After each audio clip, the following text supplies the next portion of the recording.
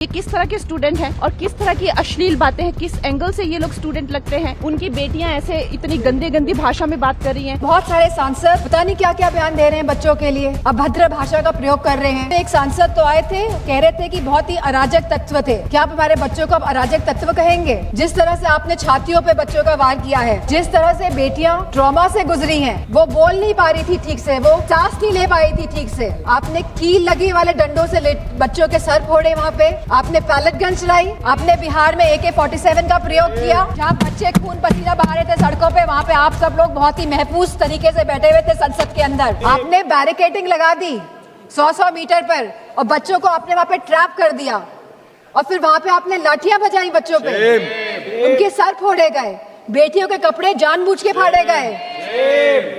ये सरकार जो बेटियों की बात करती है, आपने बेटियों के कपड़े फाड़े, आपने कील लगी वाले डंडों से बच्चों के सर फोड़े, वहां पे आपने पैलेट गन चलाई, आपने बिहार में AK-47 का प्रयोग किया। हम थे वहां पे, हमें पता है क्या स्थिति थी। किस फेयरलेसनेस के साथ बिना डरे बच्चों ने सामना किया इस प्रशासन का, शासन का और सरकार का। बहुत बच्चे बेहोश हो गए, बहुत बच्चों के सर से खून निकल रहा था। They were feeling humiliated. I could feel their pain because I was there.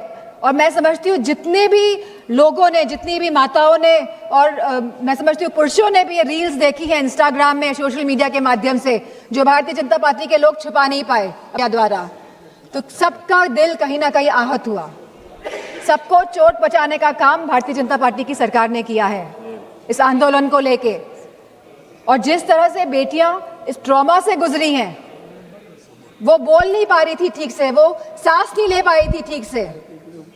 जिस तरह से आपने छातियों पे बच्चों का वार किया है, मैं समझती हूँ कहीं ना कहीं आप सबके आगे तो आएगा ही है, कोई भूलने वाला है नहीं। यहाँ पे लोग इमरजेंसी की बात करते हैं, 50 साल पहले इमरजेंसी लगी थी और आज भी इमरजेंसी की बात होती है, लेकिन इमरजेंसी अगर वाकई में आप लोगों को देखनी थी तो आप आते हो सड़कों में देखते कि इमरजेंसी क्या होती है। जहाँ बच्चे खून पसीना बहा रहे थे सड़कों पे, वहां पे आप सब लोग बहुत ही महफूज तरीके से बैठे हुए थे संसद के अंदर।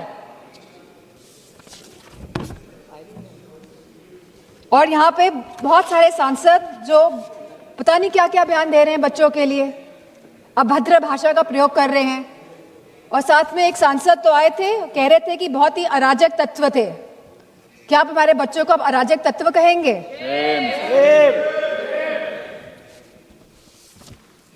यहाँ पे जो सांसद है वो तो डर के मारे इधर से उधर हो रहे हैं। सरकार को डिलिमिटेशन बिल पास कराना है तो दबाव बनाया जा रहा है सब पे कि आप इधर हो जाइए, आप उधर हो जाइए, लेकिन आप लोग बच्चों पे कोई दबाव नहीं बना पाए।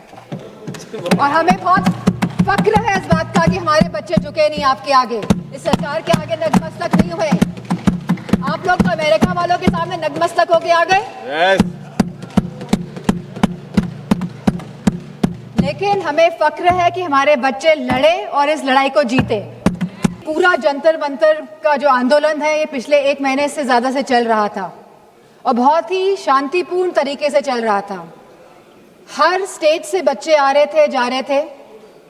16 तारीख को इसमें अनशन भी करा गया। लगभग 37 स्टूडेंट्स अनशन पे बैठे और इसी के साथ सोनम वांगचुक जी भी इस अनशन पे बैठे।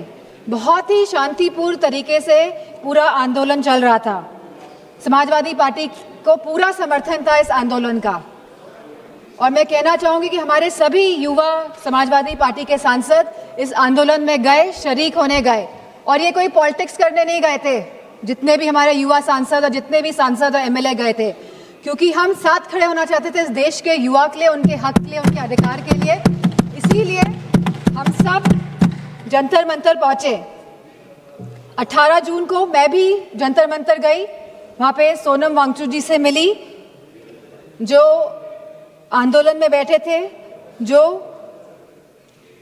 बिना कुछ खाए पिए, जहां उनको 16 दिन हो गए थे, अनशन पे बैठे हुए थे सभी बच्चे और सोनम वांगचुक जी। लेकिन 18 जुलाई को सरकार ने क्या किया? सवाल इस बात का है, जो लोग अहिंसा के साथ बैठे हुए थे, जो लोग गांधी जी के विचारों के साथ सत्य और अहिंसा की लड़ाई लड़ रहे थे, उनको आप लोगों ने सफेद कफन पहनाने का काम किया। 18 तारीख को आप लोगों ने उनको कफन पहनाने का काम किया और गांधी जी के विचारों को आप लोगों ने कहीं ना कहीं कफन पहनाने का काम किया। इस देश में लोकतंत्र तो है, लेकिन वाकई में क्या स्वतंत्रता है? सवाल इस बात का है आज।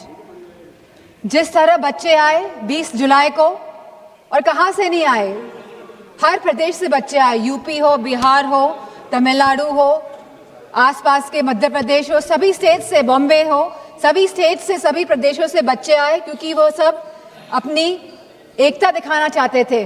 क्योंकि ये लगातार पेपर जो लीक हो रहे हैं, लगातार जिस तरह का दौर चल रहा है आज, और लगातार जिस तरह सरकार आंखें मूंद के बैठी हुई है और जो सुन नहीं रही है, वो अपनी बात रखने आए थे सरकार से, वो अपनी भावनाओं को सरकार के सामने रखने आए थे। वो चाहते थे कि जो एजुकेशन मिनिस्टर है उनका रेजिग्नेशन हो, और तो कोई बात नहीं थी। सब अपनी एकता और अखंडता दिखाने आए थे। For a purpose they had come to Jantar Mantar. लेकिन सरकार ने उनके साथ क्या बर्ताव किया, सवाल इस बात का है। क्योंकि हम लोग भी उस आंदोलन में शामिल हुए। और क्यों शामिल हुए हम लोग? क्योंकि ये बच्चे आंदोलन में बैठे थे, क्योंकि ये हमारे देश के बच्चे आंदोलन में बैठे थे। हो सकता है हमारे बच्चे नहीं बैठे हो, हम किसी के भी, लेकिन बच्चे तो देश के थे, हमारे बच्चे थे। इसी भावना के साथ हम इस आंदोलन में गए कि हमको साथ देना है, नहीं तो हम अपना मुंह कैसे दिखाएंगे? हमारी अंतरात्मा क्या जवाब देगी? और ये आत्मा की जवाब जो हम दूसरों को नहीं देना चाहते थे, हम खुद को, हमको जवाब देना था। इसीलिए हम सब गए। लेकिन जो बर्बरता देखी गई सड़कों पे, उसका बयान नहीं किया जा सकता है।